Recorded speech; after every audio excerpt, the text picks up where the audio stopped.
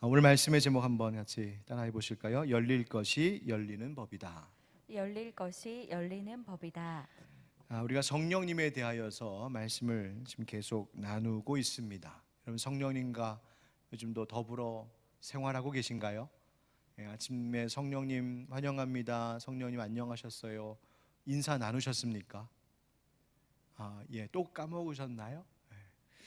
입에 달고 살아야 될 게 그겁니다. 성령님 환영합니다. 성령님 오시옵소서. 성령님 생각나게 해주시고 성령님 길을 비춰 주시옵소서.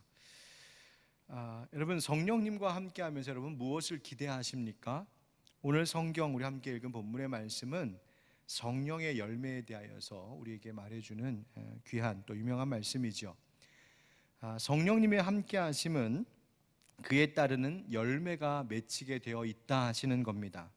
그 열매의 내용이라는 것이 사랑, 희락, 화평, 오래 참음, 자비, 양성, 온유, 충성, 절제라고 말씀하시죠. 성령의 열매, 여러분 이 성령의 열매를 면면히 살펴보면 그것은 무엇과 깊은 관계가 있냐 하면 내 성품하고 깊은 관련이 있습니다. 내 성품.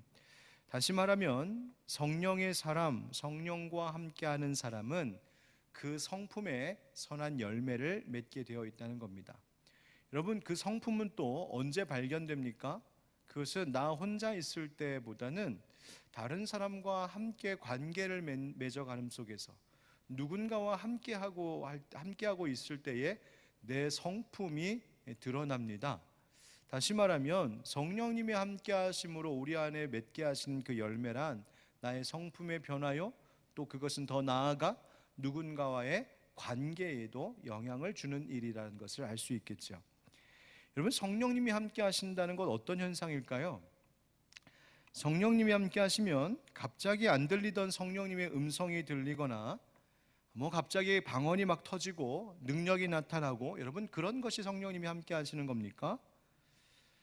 물론 성령님께서 그와 같은 모습으로 역사하시기도 하시고요, 성령의 임재, 성령의 충만함이 그러한 모습으로 나타나기도 하죠. 그러나 그것은 성령님께서 임하시는 다양한 모습들 중에 아주 일부분에 불과합니다. 여러분, 오해하지 마십시오. 방언을 해야 그가 성령의 사람인 게 아니에요. 여러분, 성령의 사람이고 싶어서 방언 받겠다고 연습할 것은 없습니다. 여러분, 성령의 방언 받는 것, 그것은 성령님께서 내게 주시는 성령님의 의지입니다. 물론 사모하는 마음으로 구해야죠.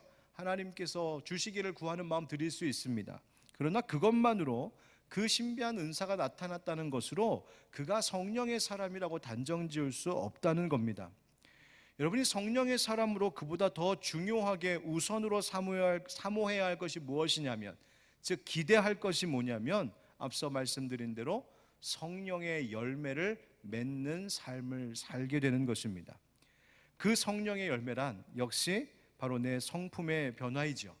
하나님의 자녀된 자다운 삶으로 변화되는 것을 의미합니다.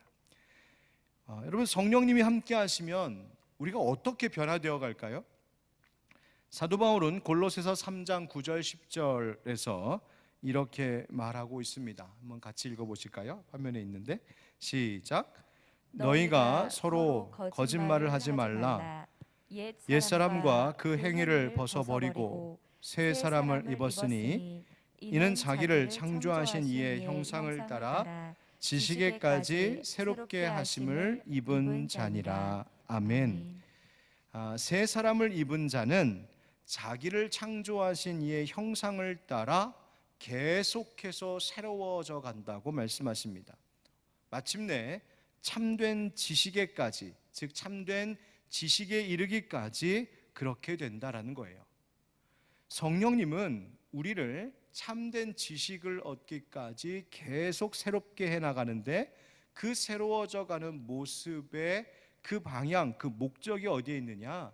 바로 우리를 지으신 분 하나님의 형상, 곧 하나님의 성품으로 변화되어 가기를 원하신다는 겁니다. 여러분, 이 세상을 살았던 많은 사람들 중에 하나님의 성품, 하나님의 형상을 가장 완전하게, 완벽하게 나타내 보인 사람이 있었을까요? 한 분 딱 계시죠. 예수 그리스도이십니다. 예수 그리스도께서 하나님의 형상, 하나님의 성품이 어떤 것인지를 가장 완전하게 보여주신 분이십니다. 여러분은 예수님 하면 어떤 느낌이 드세요? 예수님 그러면 가장 먼저 떠오르는 게 뭡니까? 만약 지금 예수님께서 여러분 옆에 지금 앉아 계신다면, 예수님께서 지금 여러분 옆에 딱 앉으셔가지고 나에게 말씀을 걸어오신다면 예수님 무슨 말씀으로 찾아오실 것 같으세요? 제가 너무 어려운 질문했습니까? 네, 그럼 이렇게 한번 여쭤볼까요? 예수님이 여러분을 바라보실 때 차가운 표정을 지으실까요? 따뜻한 표정을 지으실까요? 따뜻한 표정 지으실 것 같아요? 예수님 막 째려보실 것 같지는 않으세요? 예수님이 여러분을 바라보실 때 그 눈빛이 날카로운 시선일까요? 아니면 부드러운 시선일까요? 그 예수님 여러분의 생활하는 모습을 막 보실 때 막 짜증 내실까요? 아니면 참고 인내하실까요? 예수님께서 우리의 가정을 바라보실 때 막 화를 내실까요? 아니면 위로와 격려를 베풀어 주실까요? 어떻게 이렇게 잘하세요? 여러분, 예수님은 정말 그러실 것 같아요. 예수님은 작은 것에도 감사하시고 작은 일에도 기뻐하시는, 그러면서 우리를 참고 기다려주시는 온유한 성품의 예수님이실 것이 분명해요. 그러면서도 불의한 것, 죄악된 것에 대하여서는 아주 단호하게 말씀하시고 또 그것을 그렇게 행하시는 분이실 거예요. 여러분, 그 외에도 우리는 예수님께서 보이신 하나님의 그 형상, 하나님의 성품이 어떠한지 얼마든지 상상해 볼 수 있을 것 같아요. 오늘 사도 바울도 바로 이 성령의 열매를 말해주면서 예수님의 성품이 이러했었노라고 우리에게 사실은 말해주고 있는 것이죠. 성령의 9가지 열매, 그 첫 번째 사랑, 바로 어떤 겁니까? 예수님께서 그 제자들과 사람들을 사랑하셨죠. 심지어 자신을 팔아넘길 그 제자까지도, 심지어 자기를 모른다고 부인할 그 제자까지도 예수님은 끝까지 사랑하셨고요, 마침내 용서하시는 사랑의 예수님이셨습니다. 성령의 9가지 열매 중 두 번째 희락. 여러분, 예수님이 누가복음 10장에 보면은요, 예수님께서 성령으로 기뻐하셨다라는 말씀이 있어요. 그 말은 예수님께서 성령님이 주시는 그 기쁨으로 항상 넘치셨다는 거예요. 그분은 성령 안에서 늘 기뻐하셨고 또한 그 기쁨을 나누어 주시는 분이셨어요. 또 그 다음 성령의 세 번째 열매가 뭐예요? 화평. 예수님은요 화평을 이루셨지요. 하나님과 사람들 사이의 화평을 이루셨을 뿐만 아니라 사람과 사이에 서로 화평하게 지내도록 하셨어요. 서로 다른 사람들이 오히려 서로 사랑하는 자들이 되도록 화평케 하시는 분이 예수님이셨습니다. 그 다음 오래 참음은요, 예수님이야말로 인내, 바로 인내하신 예수님, 십자가 죽으시기까지 끝까지 참으셨던 예수님. 그 다음은요 자비. 예수님 우리에게 자비를 베풀어 주신 하나님이시죠. 우리를 긍휼히 여기시는 분이셨습니다. 죄 가운데 빠져 있는 사람들, 병든 자들, 목자 잃어버린 양떼 같은 우리들을 불쌍히 여기셨던 분이 예수님이셨어요. 그뿐만 아니라 양선. 예수님은 언제나 선한 길 가셨던 분이십니다. 그는 절대로 악을 도모하신 일이 없었습니다. 충성. 예수님 십자가에 죽으시기까지 하나님 아버지에 대하여 충성하셨고 복종하셨지요. 온유. 마태복음 11장 29절에 예수님 뭐라고 말씀하셨습니까? 나는 온유하고 겸손하니. 예수님 온유한 분이시라고. 여러분, 온유라고 하는 것은 뭐냐면 하나님께 대하여 자기 자신을 부드럽게 하는 것입니다. 하나님에 대하여 자기 자신을 내려놓고 하나님의 뜻에 나를 맞추어 가는 것이 온유인데 예수님이야말로 그리하셨습니다. 그리고 마지막 절제. 예수님은 인간의 욕망대로 살지 않으셨지요. 세상의 유혹을 이기셨습니다. 절제의 성품을 가지셨던 예수님. 그러니까 성령의 9가지 열매, 이 모든 모습, 이 성품들은 예수님의 성품이었고 예수님의 모습이었고 그것은 곧 하나님의 형상이었다는 말입니다. 그런데 오늘 성경이 우리에게 뭐라고 말하는 거예요?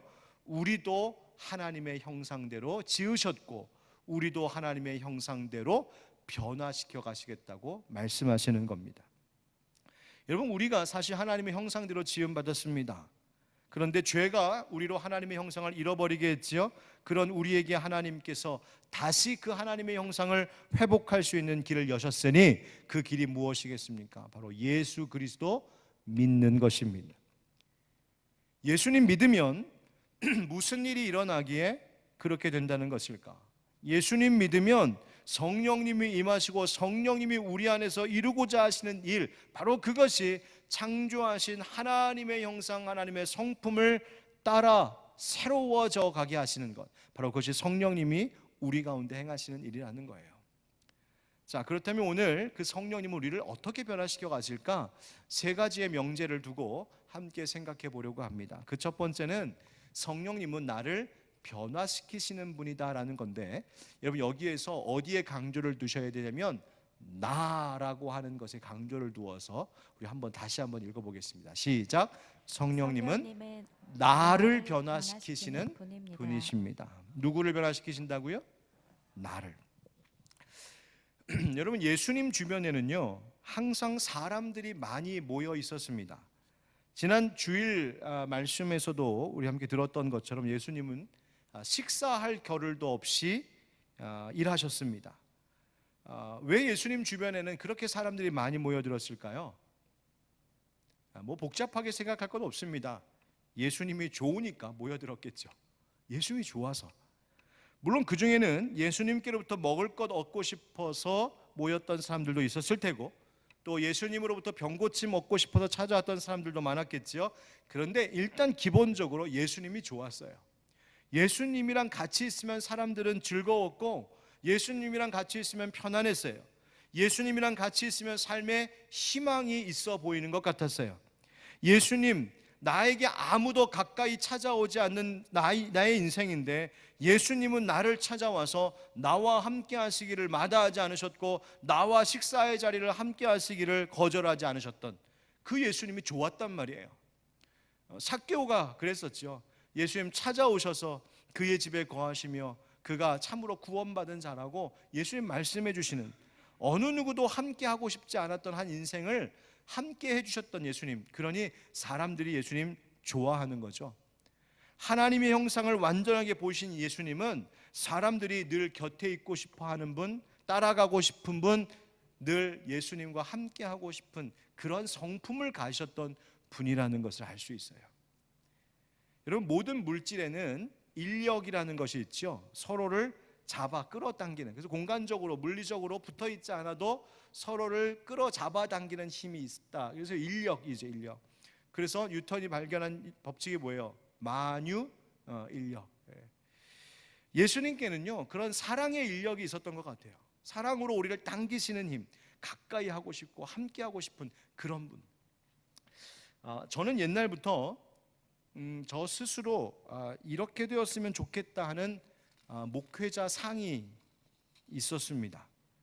그건 어떤 거냐면 성도들이 누군가가 어떤 마음의 어려움이 있을 때 그냥 와서 커피 한 잔, 따뜻한 차 한 잔 앞에 두고 그냥 같이 있으면 뭐 말 한마디 하지 않아도, 막 뭐 설교하고 막 가르치지 않아도, 뭐 상담한답시고 수많은 잘 알지도 못하는 이야기 막 떠들지 않아도 그냥 잠시 함께 차 한 잔 나누고 같은 공간에서 숨만 쉬고 있어도 위로가 되는 목사. 저 그런 목사가 되고 싶어요. 제가 보니까 아직도 그렇게 되려면 한참 멀은 것 같은데 언젠간 좀 그렇게 되었으면 좋겠다 하는 마음이 있어요. 여러분 기도해 주세요. 그래서 제가 머리가 정말 이제 희끗희끗 더 하얘지고 더 늙고 기운 없을 때 말 지금처럼 많이 못해도 그냥 제가 타드리는 차 한 잔만으로도 여러분들이 위로를 받는 그 정도 내공을 가진 목사가 되었으면 좋겠다. 제 마음에 그런 소원이 있거든요. 예, 감사합니다.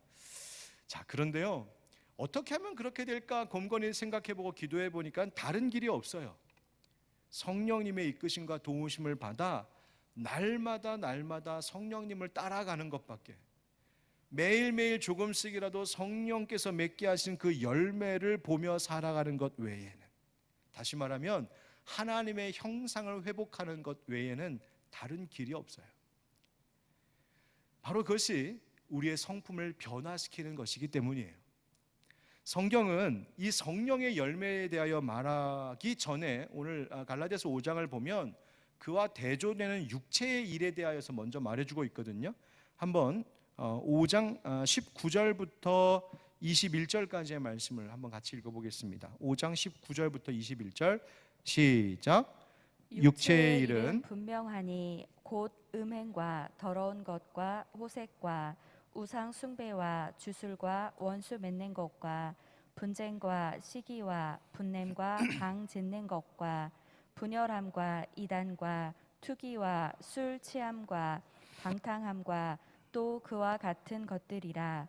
전에 너희에게 경계한 것 같이 경계하노니 이런 일을 하는 자들은 하나님의 나라를 유업으로 받지 못할 것이요. 아멘.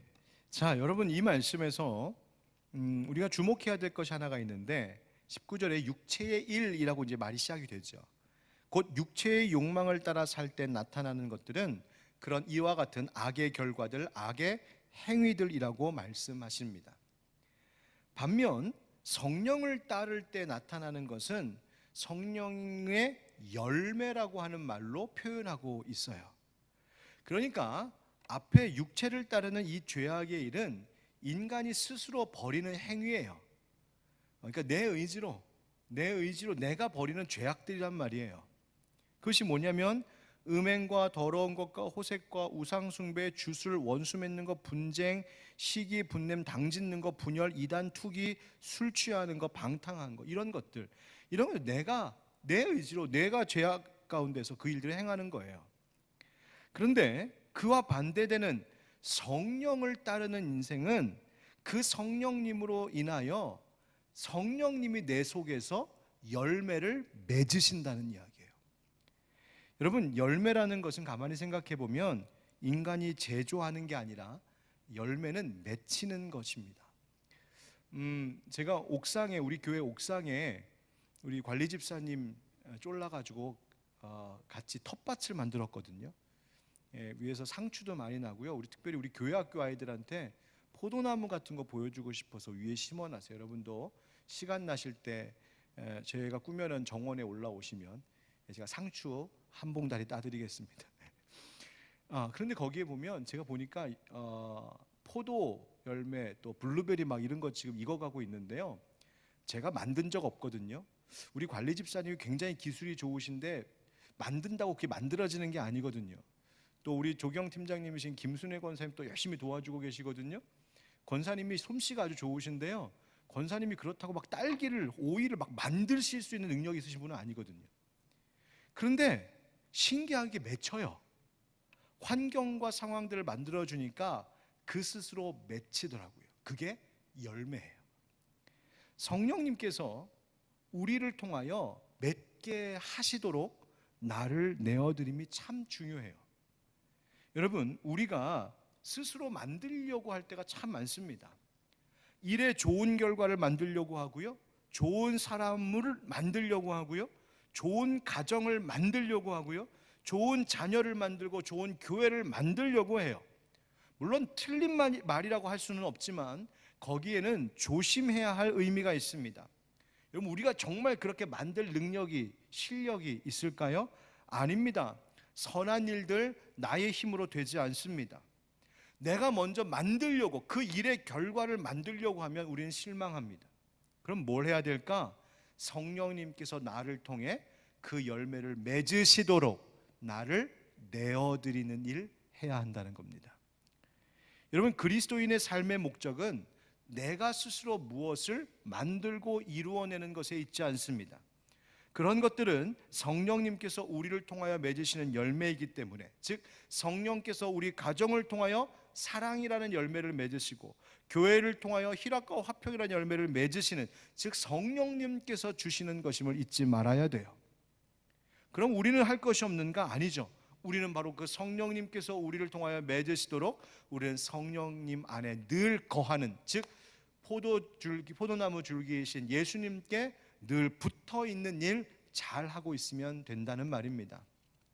그러면 어떤 일이 벌어지느냐? 22절 23절, 오직 성령의 열매는 사랑과 희락과 화평과 오래 참음과 자비와 양성과 충성과 온유와 절제니 이 같은 것을 금지할 법이 없느니라. 아멘. 끝에 뭐라고 되어 있어요? 이 같은 것을 금지할 법이 없느니라. 여러분, 이것 놓치지 말아야 될 구절이 여기에 있습니다. 무슨 말이에요? 성령을 따라 행하는 사람, 나와 함께 하시는 성령님께 나를 내어드리며 내가 뭔가 대단한 일을 막 이루려고 내 행위와 내 결과에 주목하는 것이 아니라 내가 성령님 안에 늘 있느냐, 내가 성령님과 늘 더불어 살고 있느냐, 성령님께 순종하느냐, 여기에 관심을 두고 있는 사람에게는 이와 같은 성령의 열매가 맺히는 것을 어느 법도 막을 수 없다. 즉 반드시 열매는 맺힌다. 여러분, 이 구절을 어떤 분은 이렇게 설명하더군요. 나무가 바뀌면 그 나무에 열리는 열매가 바뀌는 것을 절대로 막을 법이 없다는 뜻과 같습니다. 당연하죠. 여러분, 배나무가 심겨있던 자리에 그 배나무를 뽑아버리고 거기에 사과나무를 심으면 당연히 사과가 열리죠. 거기에 사과나무로 바꿔 심어놓고 예전에 열렸던 배를 기다린다는 것은 어리석은 일이죠. 마찬가지로 우리가 예수님을 믿으면, 그래서 성령님께서 나와 함께 하시면 마치 나무가 바뀐 것처럼 내 삶의 열매가 달라지는 것입니다. 바로 그것을 뭐라고 말하냐면 새 사람을 입었다 하는 것이죠. 그 말은 다시 뒤집어 이야기하면 나는 바뀌지 않으면서 열매는 달라지기를 바란다? 나는 변하지 않으면서 내 삶에, 내 주변의 열매는 변화되기를 원한다? 그것은 어리석은 기대라는 것입니다. 따라서 성령님은 무엇을 바꾸신다고요? 나를 바꾸시는 거예요. 마태복음 7장 16절 20절 말씀에 예수님 이렇게 말씀하셨습니다. 그들의 열매로 그들을 알지니 가시나무에서 포도를 또는 엉겅퀴에서 무화과를 따겠느냐. 이와 같이 좋은 나무마다 아름다운 열매를 맺고 못된 나무가 나쁜 열매를 맺나니 좋은 나무가 나쁜 열매를 맺을 수 없고 못된 나무가 아름다운 열매를 맺을 수 없느니라. 아름다운 열매를 맺지 아니하는 나무마다 찍혀 불에 던져지느니라. 이러므로 그들의 열매로 그들을 알리라. 아멘. 나무는 무엇으로 안다고요? 열매를 보면 안다. 여러분, 예수님 들려주신 이 마태복음 7장의 말씀은 나무가 무슨 나무인지 알려면 그 열매 보라는 겁니다. 그 나무에서 그 열매가 나는 거예요. 열릴 것이 열리는 법입니다. 그것이 바로 이와 같은 열릴 것이 반드시 열리는 그 나무가 어떤 나무냐에 따라서 열매가 결정난다라는 이 법을 금지할 법이 없다, 거스를 법이 없다고 오늘 갈라디아서 5장 말씀에서 들려주시는 거예요. 따라서 정말 중요한 것이 뭐겠어요? 우리가 정말 기도해야 될 게 뭐겠어요? 열매가 달라지기를 구해야 합니까? 아니면 나무가 달라지게 달라고 기도해야 됩니까? 나무가 달라지게 달라고 기도하는 거예요. 그러니까 하나님, 나를 바꾸어 주십시오. 내가 변화돼야 열매가 달라집니다. 내가 바뀌어야 내 삶을 통하여 나타나는 일이 달라집니다. 내가 바뀌어야 가정이 바뀌고요, 내가 바뀌어야 교회가 달라지는 겁니다. 여러분, 내가 뭘 하느냐, 무엇을 할 줄 아느냐, 내가 어떤 일을 이루어냈느냐, 거기에 인생의 초점을 두지 마시고 하나님, 내가 지금 어떤 나무입니까? 죄의 나무입니까? 의의 나무입니까? 육체만 따르는 나무입니까? 아니면 성령의 나무입니까? 내가 어떤 사람이 되느냐가 중요한지를 알고 그 성령님께 매여 있는 사람, 성령님께서 열매 맺으시는 인생 되게 해달라고 나를 변화시켜 주시기를 구하고 그것을 기대하는 우리 모두가 되기를 주님의 이름으로 축복합니다. 성령님은 누굴 변화시키신다? 나를 변화시키길 원하신다. 내 문제라는 거예요. 그 성령님, 우리를 어떻게 변화시킬까요? 그분이 하시는 일을 조금 더 이해하면 더 좋을 것 같습니다. 두 번째 명제는 이것입니다. 따라 하실까요? 성령님은 전부 변화시키시는 분입니다. 성령님은 전부 변화시키시는 분입니다. 그 성령님은 나를 변화시키시는데 나의 일부분만 변화시키시는 것이 아니라 나의 전체를 변화시키길 원하신다는 거예요. 여러분, 성령의 9가지 열매를 설명할 때 교회 학교에서 자주 쓰는 게 이렇게 사과나무 같은 풍성한, 잎사귀 풍성한 나무 그림에다가 빨간 먹음직스럽게 생긴 사과 열매 같은 것 9개 이렇게 붙여놓고 거기에 사랑, 희락, 화평, 오래 참음 이렇게 쭉 글씨 써놓고 성령의 9가지 열매다 이제 이렇게 이야기하죠. 한번 그 이미지 우리도 한번 좀 떠올려 보면 생각해 보세요. 여러분, 한 나무에서 다른 열매가 맺힐 수 있겠습니까? 나무는 하나인데 열매는 다 다르다. 여러분, 이게 가능해요? 사과나무에서 배, 감, 포도 막 제각각 다른 열매가 맺힐 수 있을까요? 좀 그런 나무 있으면 좀 구해다 주세요. 그럴 수 없어요. 한 나무에서는 한 가지 열매만 맺히는 거예요. 그렇다면 여러분, 성령의 나무는 도대체 어떻게 된 걸까요? 이 9가지 열매, 나무는 하나인데 왜 다 제각각 다른 열매지? 아니에요. 이 9가지 열매가 서로 다른 열매가 아니라는 말이에요. 이 9가지가 사실은 다 하나의 열매, 한 종류의 열매라는 것을 우리에게 말해주고 있는 거예요. 한 종류의 열매인데 서로 이름이 다를 뿐이라는 겁니다. 무슨 말일까? 여러분, 정말 참 사랑의 열매를 맺고 사는 사람들에게 희락의 열매도 있는 겁니다.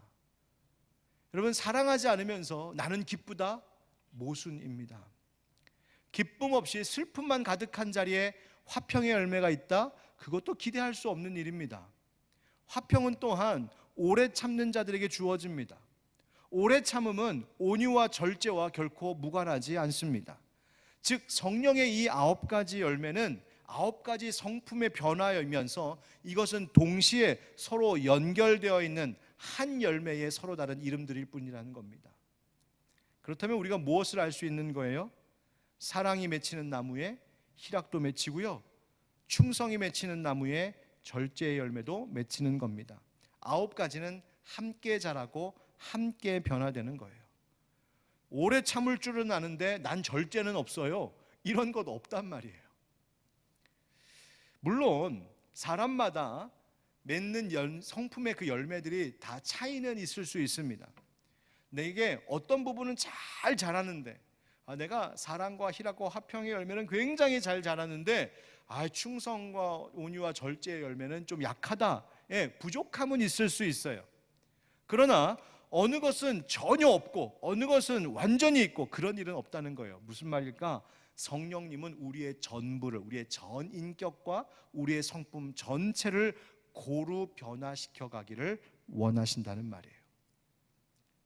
자, 이러한 점은 우리의 생활의 전반에도 적용해 생각해 볼 수가 있어요. 어떻게? 교회에서는 성령의 열매를 맺는데 나는 가정에서는 죄의 열매를 맺는다? 그런 사람은 없어요. 둘 중에 하나는 가짜예요. 가정에서는 성령의 열매를 잘 맺는데요, 저는 직장 가면은 도무지 안 돼요. 그것도 이상한 거예요. 여러분, 어떤 모습이 진짜인지는 내가 알고 하나님이 아시는 거죠. 성령님은 교회에서나 가정에서나 일터에서나 또 홀로 있을 때에도 나의 전부를, 나의 전인격을 날마다 예수님 닮은 모습으로 변화시켜 가기를 원하신다는 겁니다. 사랑하는 성도 여러분, 성령님께서 우리의 삶의 모든 것, 나의 구석구석을 다 변화시켜 가기를 원하신다는 것을 아시고 그 모든 것을 주님 앞에 맡기며 기도하는 여러분 될 수 있기를 축복합니다. 그래서 기도할 때, 오늘 기도할 때도 하나님, 나의 변화되지 않는 모습들이 있습니다. 하나님, 이것은 참 감사하게도 이렇게 열매를 크게 맺고 있는데 이 부분은 열매가 영 부실합니다. 성령님, 이것도 변화시켜 주시옵소서. 여러분 한번 따라하세요. 이것도 변화시켜 주시옵소서. 그 기도하셔야 돼요. 그래서 우리의 모든 것이 고루 잘 성장하는 풍성한 열매 맺는 여러분 되시길 축복합니다. 세 번째 명제는 이것입니다. 성령님은 계속 변화시키시는 분입니다. 첫 번째 뭐라고 그랬어요? 성령님은 나를 변화시키는 분이다. 두 번째, 성령님은 나의 전부를 변화시키시는 분이다. 그런데 성령님은 세 번째, 계속 변화시키시는 분이시다. 여러분 생각해 보세요. 신앙으로 인하여서 내 속에, 내 내면, 내 성품, 내 행동에 잘 변화되고 성숙해져 가는 면이 있는가 하면 그렇지 못한 부분이 분명히 있어요. 또 그 변화와 성숙이 빠르게, 아주 정말 빨리, 야 이렇게 빨리 변화되었어 하는 내 모습도 있지만, 좀처럼 변화되지 않는, 옛날부터 고질적으로 변화되지 않는 나의 연약한 모습이 있어요. 고쳐지지 않고 고집스러운 부분이 있어요. 여러분, 만약 그런 부분이 있다, 고쳐지지 않고 변화되지 않는 내 성품의 부분이 있다라고 하는 것은, 그 부분에 대해서는 성령님이 관심이 없으시거나 일하시지 않으셔서가 아니에요. 성령님은 전부를 변화시키길 원하신다고 하셨죠? 그 말은 나에게 이런 부분이 있다는 것은 뭐예요? 내가 고집 피우고 있는 부분이에요. 내가 불순종하고 있는 부분이에요. 내가 성령님께 협조하지 않고 있는 부분이라는 거예요. 그런데 한 가지 확실한 것은, 성령님께서 내가 그렇게 고집 부리고 내가 그렇게 불순종하고 협조하지 않고 있다고 해서 성령님께서 그래 좋다, 이건 내가 포기한다 하고 이 자리를 성령님이 포기하시느냐? 그렇지 않아요. 성령님께서 9가지 열매 중에 너 한 5개 맺는다며 나머지는 해도 안 되는데 포기하자, 그러시지 않는단 말이에요. 성령님은 끝까지 너에게 5가지, 6가지의 열매도 맺게 했다면 나머지 3가지, 4가지, 5가지의 열매도 내가 맺게 하겠다. 그것이 성령님의 의지라는 말이죠. 그러므로 여러분, 우리 믿는 자들이 스스로 나는 안 돼, 나는 틀렸어, 나는 원래 그렇게 태어났어, 나는 부모님으로 받은 성격이 원래 그래, 어쩔 수 없어. 여러분, 그 말, 부정적으로 자꾸 그런 말 하는 것은요, 성령님의 능력과 의지를 제한시키는 일이에요. 비록 지금은 부족하고 지금은 열매가 풍성하지 않아도 성령님께서 반드시 나를 변화시키실 것을 믿고 기대하며 살아야 됩니다. 언제까지? 끝까지. 그러니까 성령님은 계속해서 나를 변화시켜 가실 분이라는 말이에요. 여러분, 성령님은 나를 포기하시지 않습니다. 끝까지 나를 변화시켜 가실 것입니다. 그런데 이런 마음을 나한테는 참 너그럽게 잘 갖는 편이에요. 그래, 내가 좀 부족하고 연약해도 성령님이 나를 변화시키시겠지. 그래, 나를 바꾸어 주실 거야. 나에게 좋은 열매를 맺게 하실 거야. 나에게는 굉장히 너그러워요. 그런데 여러분, 다른 사람들에 대해서는 어떻게 하십니까? 뭐라고 말하세요? 왜 그렇게 너는 변하지 않니? 여러분, 성령님께서 나를 변화시키실 것을 포기하지 않으신다면, 성령님께서 언젠가 반드시 나를 좋은 열매 맺도록 풍성케 하실 것이라면, 나뿐만 아니라 그 사람도 그렇게 변화시키실 것 아니에요. 그 사람도 포기하지 않으실 것 아니에요. 저 사람도 성령님께서 언젠가 완전히 반드시 변화되도록 계속해서 성령님께서 역사하실 것 아니에요. 그러니 내가 나 자신에 대하여서 소망을 잃지 않는 것처럼 그 사람에 대한 기대감도, 그 사람에 대한 소망도 주님 안에서, 성령 안에서 포기하지 말아야 되는 거예요.